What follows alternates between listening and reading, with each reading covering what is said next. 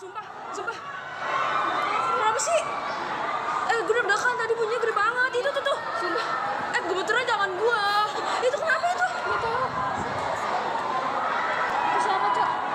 Itu tuh. Astagfirullahaladzim. Tangan gue gemeter. Di bawah sana kenapa tuh? Sumpah, sumpah. Kenapa sih? Gue deg-degan tadi bunyinya gede banget. Itu tuh. Sumpah. Gemeteran tangan gue. Itu kenapa itu? Gak tau. Itu siapa, Cok? Itu tuh. Astagfirullahaladzim. Tangan gue gemeter. Kami juga punya visual amatir lainnya yang menunjukkan detik-detik saat siswa lari menyelamatkan diri pasca ledakan terjadi. Tampak juga ada siswa yang sedang menolong temannya yang terluka. Itu tuh. Astagfirullahaladzim. Tangan gue gemeter. Di bawah sana kenapa tuh? Sumpah.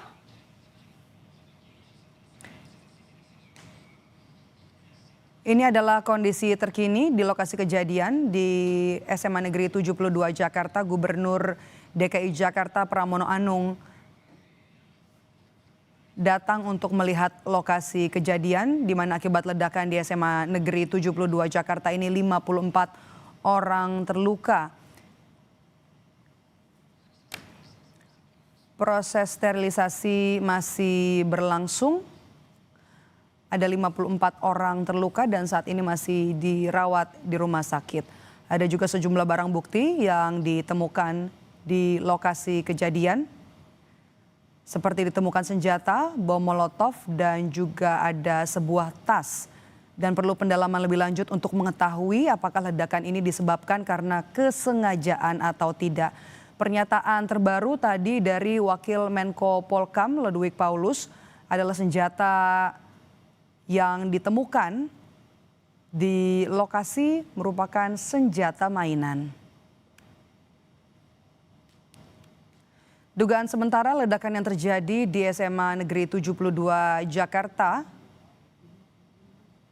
diduga karena aksi teror, namun targetnya bukan anak-anak sekolah. Pengamat terorisme dan intelijen Ridwan Habib tadi menyebut insiden ini bukan insiden biasa. Pemerintah perlu cepat menyelidiki apa penyebab ledakan dan juga siapa pelaku di balik ledakan yang terjadi di SMA Negeri 72 Jakarta saat ibadah sholat Jumat berlangsung Jumat siang.